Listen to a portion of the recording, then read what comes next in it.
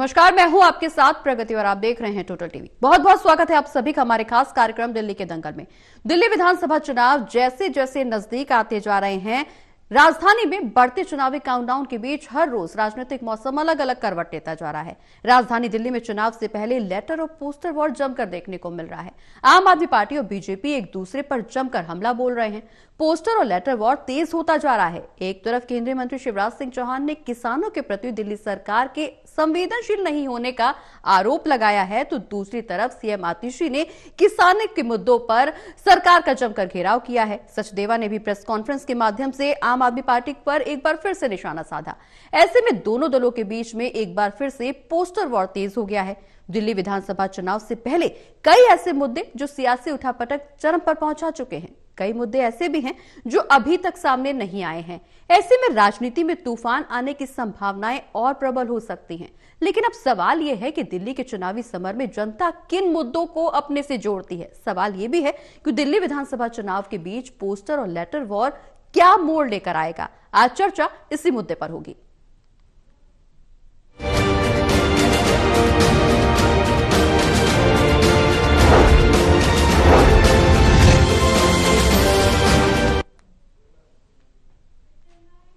तो चर्चा करने के लिए आज हमारे साथ पैनल में मौजूद हैं एसोसिएट एडिटर प्रदीप कुमार जी और वरिष्ठ संवाददाता प्रणय शर्मा जी। आप सभी का बहुत बहुत स्वागत है। चर्चा की शुरुआत करेंगे, लेकिन उससे पहले एक रिपोर्ट पर नजर डाल लेते हैं।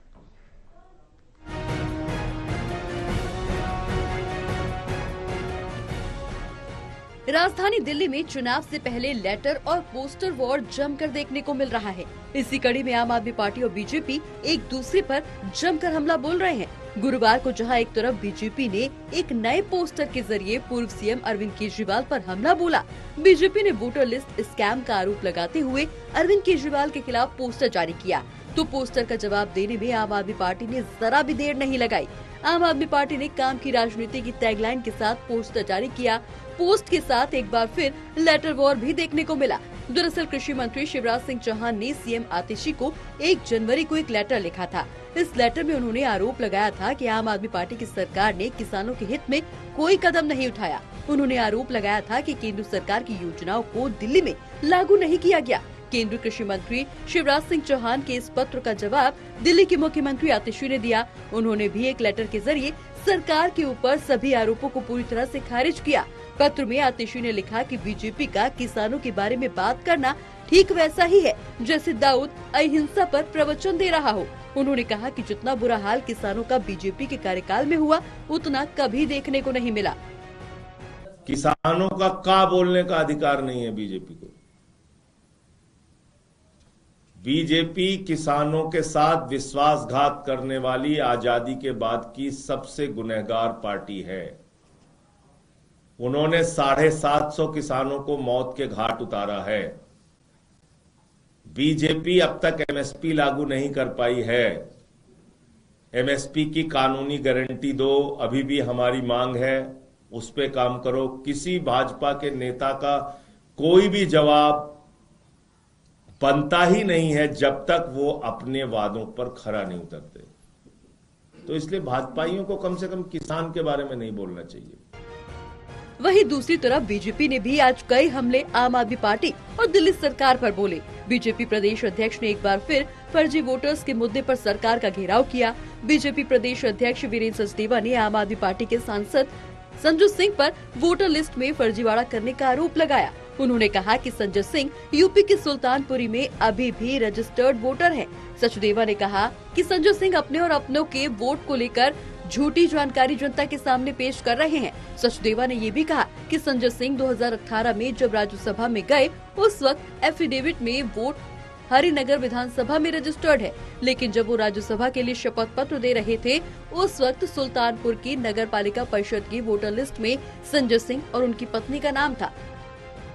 2018 का एफिडेविट, जब संजय सिंह राज्यसभा में जाते हैं, इनका वोट हरिनगर विधानसभा में रजिस्टर्ड है।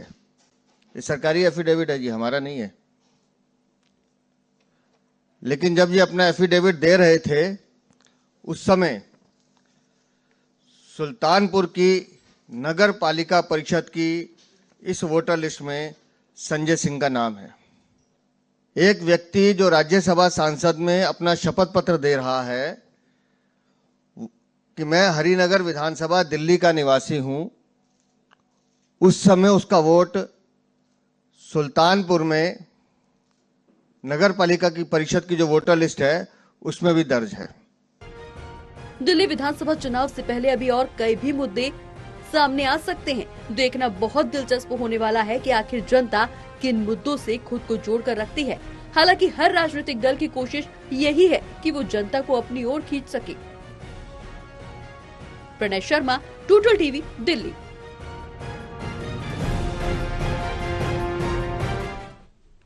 तो चलिए दिल्ली के दंगल में चर्चा को आगे बढ़ाएंगे। शुरुआत प्रदीप जी आपसे, जहां दिल्ली विधानसभा चुनाव के बीच पोस्टर और लेटर वॉर एक अलग ही नया मोड़ लेकर के आ गया है। अब इसमें किसानों की एंट्री भी हो गई। शिवराज सिंह चौहान के पत्र से अब घमासान जारी है। दोनों राजनीतिक दल एक दूसरे पर आरोप प्रत्यारोप को चरम पर पहुंचाते हुए नजर आ रहे हैं। क्या मोड़ लेगा ये पोस्टर वॉर और लेटर वॉर? देखिए, पोस्टर वार, लेटर वार और जिस तरीके से चिट्ठी वार शुरू हुई है, ये एक नए दौर में पहुंचती नजर आ रही है। और केंद्र के मंत्री शिवराज सिंह चौहान, जो कि केंद्र में कृषि मंत्री हैं, उनकी इस चिट्ठी ने एक राजनीतिक तापमान बढ़ा दिया है ऐसे वक्त जब हम दिल्ली में ठंड का प्रकोप देख रहे हैं। दूसरी तरफ राजनीतिक वार जो है उन्होंने सरगर्मी बढ़ाई हुई है और इसकी बड़ी वजह है कि राजनीतिक तौर पर किसान आंदोलन जिस तरीके से निशाने पर लेते हुए यहाँ पर केंद्र सरकार को किसान नेता नजर आ रही हैं। इस बीच हमने देखा जब पिछली बार किसान आंदोलन हुआ था तब दिल्ली सरकार की भरपूर मदद रही थी और इस नाते उन्होंने पंजाब में सरकार बनाने में कामयाबी हासिल की थी। ये कहा गया कि एक बड़ा तबका उनके साथ जुड़ा था और इसलिए खनौरी बॉर्डर जो कि पंजाब के साथ है उसमें वहां पर जो अनशन चल रहा है, जगजीत डल्लेवाल का मामला अदालत में पहुंचा है और वहां पर जिस तरीके से पंजाब सरकार को फटकार लगी है, तो ये जरूर है कि केंद्र सरकार ने पूरी तरीके से पंजाब सरकार पर यह मैटर डाला है कि वो इसका हल निकालें। लेकिन जहां तक बातचीत की बात है तो बातचीत के लिए दरवाजे खुले हैं।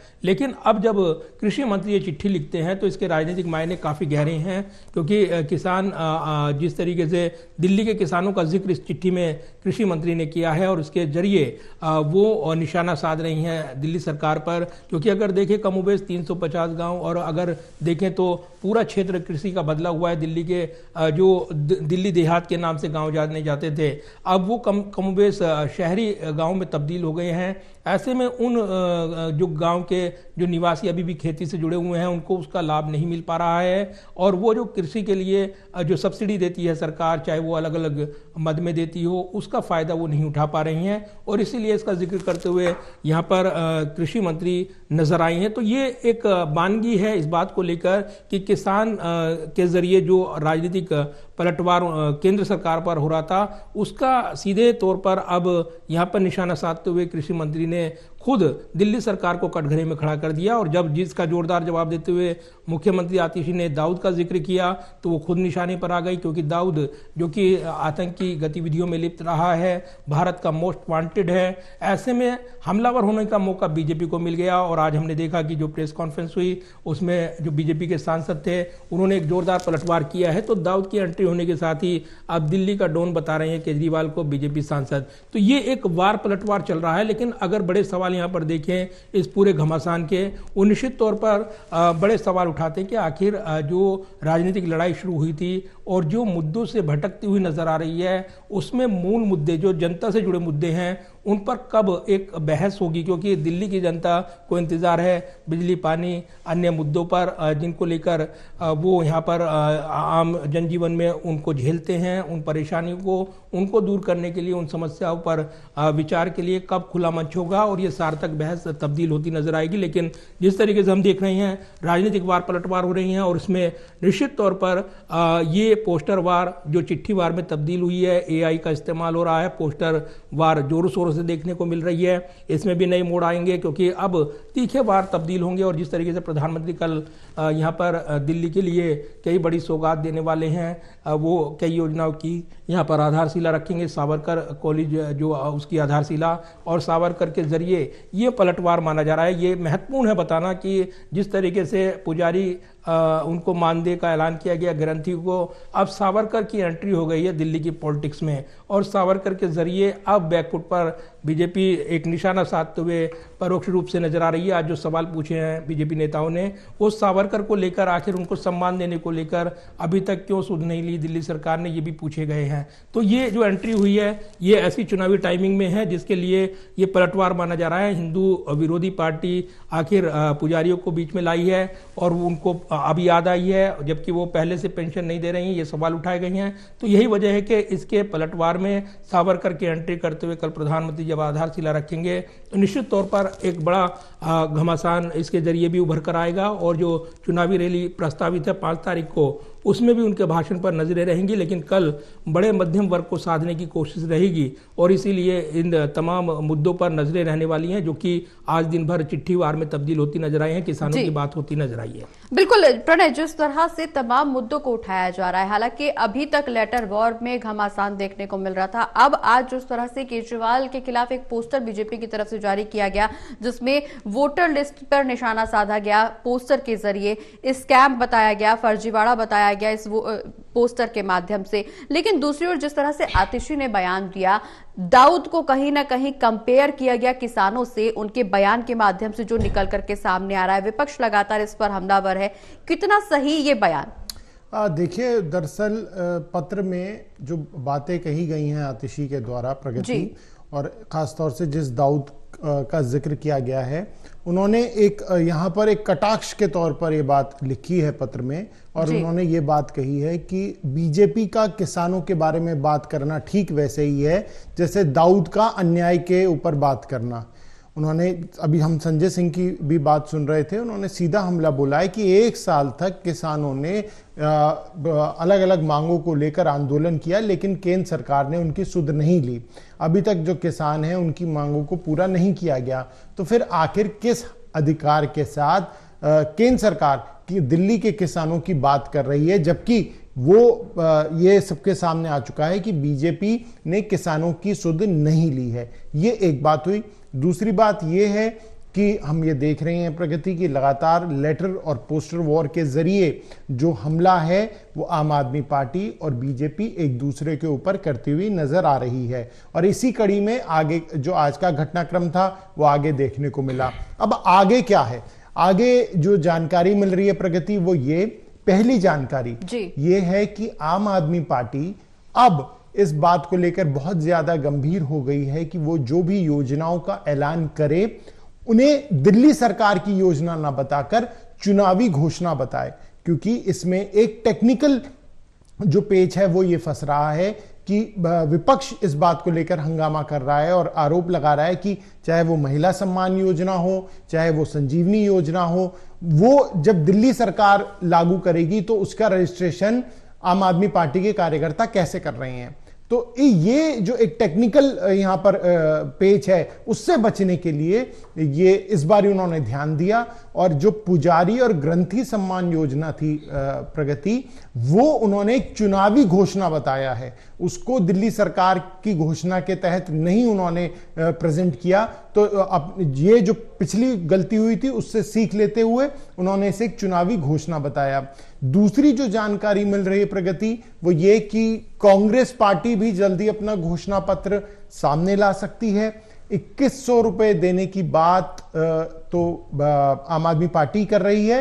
ये जानकारी मिल रही है प्रगति की कांग्रेस इससे ज्यादा 2500 रुपए तक प्रतिमाह महिलाओं को देने की घोषणा अपने घोषणा पत्र में कर सकती है। तो इस ओर भी जो पार्टियां हैं वो अब ध्यान दे रही हैं, क्योंकि अगर बात करें तो आम आदमी पार्टी ना सिर्फ 70 उम्मीदवारों को मैदान में उतार चुकी है, बल्कि वो एक एक करके जो योजनाओं की घोषणा कर रही है उसके जरिए भी वो जनता के बीच जा रही है। और ये भी गौर करने की बात है कि इस बार जो नए चीजें वो लेके आई है, चाहे वो महिला सम्मान योजना हो, चाहे वो संजीवनी योजना हो, या दलित बच्चों के लिए जो पढ़ाई को लेकर उनकी वो लेकर अंबेडकर स्कॉलरशिप योजना हो, ये जो योजना है इनको लेकर वो जनता के बीच जा रही है। ये बात अच्छी तरह राजनीतिक दल समझ चुके हैं। बिल्कुल, जनता को साधने की कोशिश प्रदीप जी लगातार की जा रही है। चूंकि घोषणा पत्र का भी जिक्र किया जा रहा है, घोषणा पत्र पर भी चर्चा करेंगे, लेकिन इस बीच प्रेस कॉन्फ्रेंस के माध्यम से एक दूसरे पर आरोप प्रत्यारोप लगाए जा रहे हैं। चुनावी घमासान के बीच प्रेस कॉन्फ्रेंस एक बड़ा रूप ले रही है, क्योंकि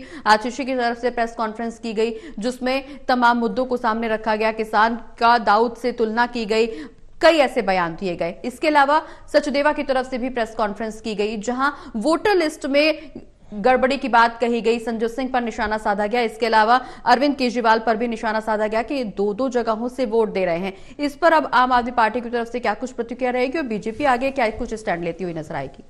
देखिए, बिल्कुल प्रगति, 2-3 विषय हैं जो आपकी ओर से उठाए गए हैं और निश्चित तौर पर किसानों की बात करें जिसको लेकर कृषि मंत्री शिवराज सिंह चौहान की चिट्ठी ये चर्चाओं में है और इसके जवाब में जो यहाँ पर मुख्यमंत्री का बयान है वो कोट कर देना बहुत बेहद ज़रूरी है, क्योंकि ये दर्शकों को समझ में आना चाहिए कि आखिर उनका संदर्भ क्या था और किस संदर्भ में उन्होंने ये बयान दिया। जब शिवराज सिंह चौहान ने चिट्ठी लिखी तो ये सवाल उनसे पूछा गया और बीजेपी ने जिस तरीके से इस चिट्ठी के जरिए किसानों का मुद्दा फ्रंट फुट पर लाया, उसके बाद ये बात ऐसी करना है जैसे बीजेपी किसानों के बारे में वैसी बात कर रही है जैसे दाऊद अहिंसा पर प्रवचन दे रहा हो।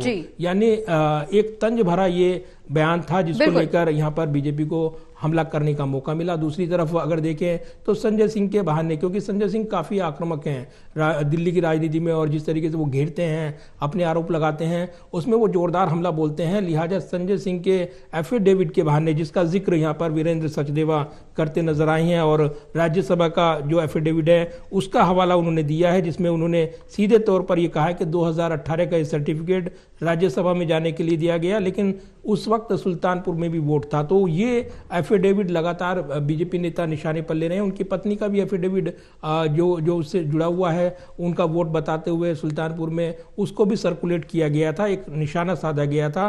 तो दूसरी तरफ प्रेस कॉन्फ्रेंस की भरमार देखने को मिल रही है, क्योंकि आरोप प्रत्यारोप के लिए जब आप चुनावी मैदान में जाते हैं और जिस तरीके से मुद्दे वो जमीन पर लाते हैं, उससे पहले वो तैयारियां देखने को मिलती है और जिस तरीके से अलग अलग जुग्गी प्रवास कार्यक्रम के जरिए जो वंचित वर्ग से जुड़ने की मुहिम शुरू की गई, मध्यम वर्ग को साधने के लिए कल प्रधानमंत्री जो फ्लैट्स की चाबी हैं वो झुग्गी झोपड़ी वाले निवासियों को देने वाले हैं। इसके अलावा भी अन्य योजनाएं उनकी सौगात वो देने वाली हैं। तो कुल मिलाकर अगर देखें तो मध्यम वर्ग को साधने के लिए, वंचित वर्ग को एक बड़ा मैसेज देने के लिए कल मौका रहेगा प्रधानमंत्री के पास कि वो दिल्ली के चुनावी बिगुल को बजाते हुए नजर आएंगे।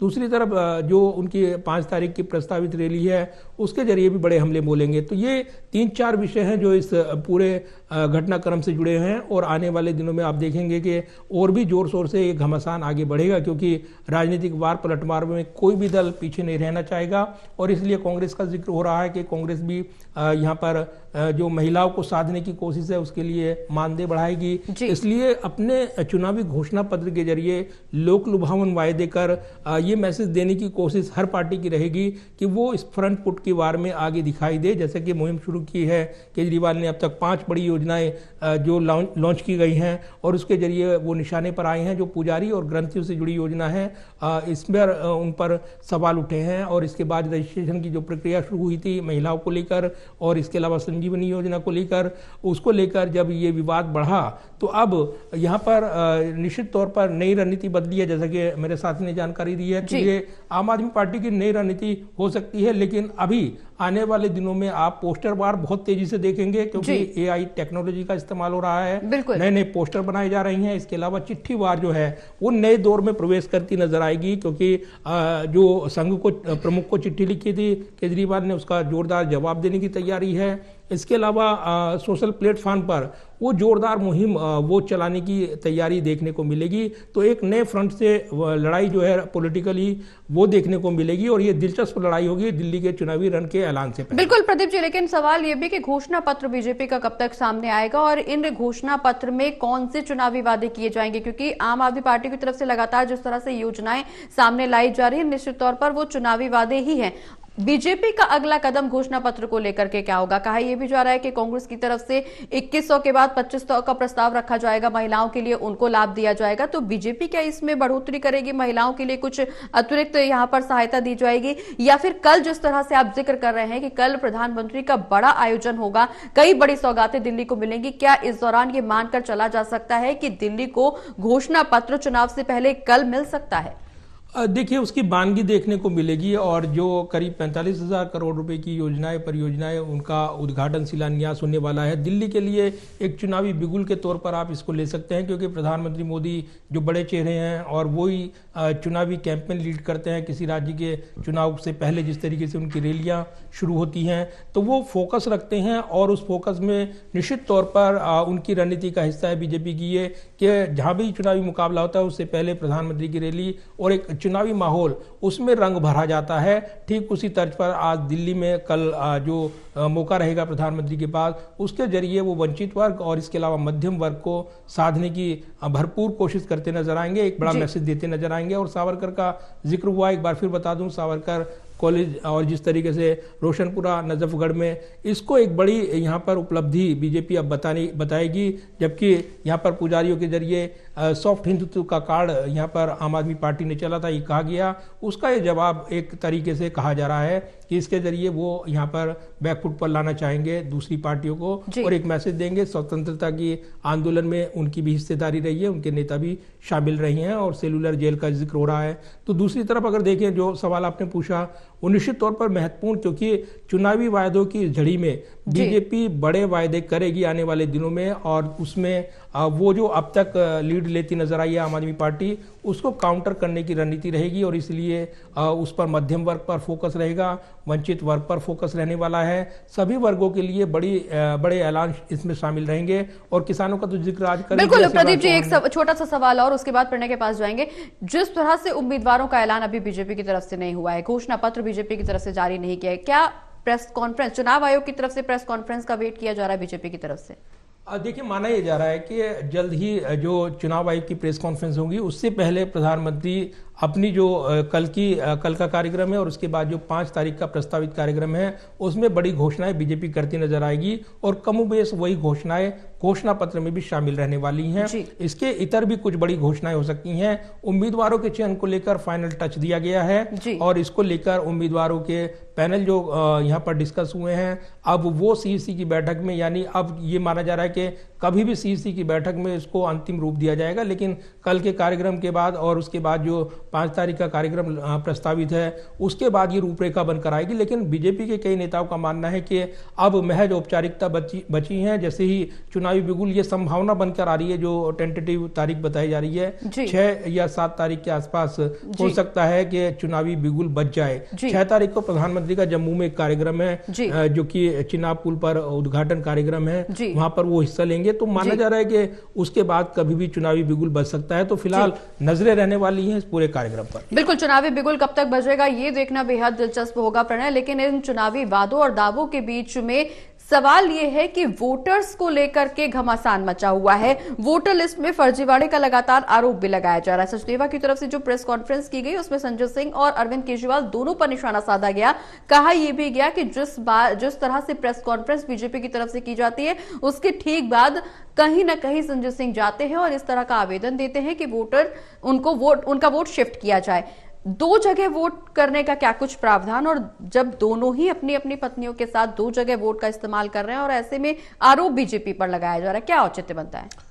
देखिए प्रगति, जो आरोप संजय सिंह के ऊपर लगाए उसके तुरंत बाद संजय सिंह ने एक प्रेस कॉन्फ्रेंस करी, बाकायदा वो वोटर लिस्ट को लेकर सामने आए और उन्होंने ये बात बताई कि वो पहले ही आवेदन चुनाव आयोग में दे चुके हैं कि सुल्तानपुर से उनका जो वोटर है वो काटा जाना चाहिए, क्योंकि अब वो दिल्ली में शिफ्ट हो चुके हैं। तो उनका ये कहना है कि अगर आयोग की तरफ से ये प्रक्रिया नहीं निभाई गई है तो इसमें उनकी क्या गलती है। तो ये जो है ये हमला दोनों तरफ से देखने को मिल रहा है और यहाँ पर जो अब गेंद है वो चुनाव आयोग के पाले में डाल दी गई है, क्योंकि उन्होंने वो आवेदन भी दिखाया जो उन्होंने आयोग में दिया है और इस मामले में उन्होंने साफ कहा है कि सिर्फ अब उनके माता पिता का जो वोट है वो उस लिस्ट में शामिल है, उनका और उनकी पत्नी का अब वहां पर उस वोटर लिस्ट में उनका नाम शामिल नहीं है।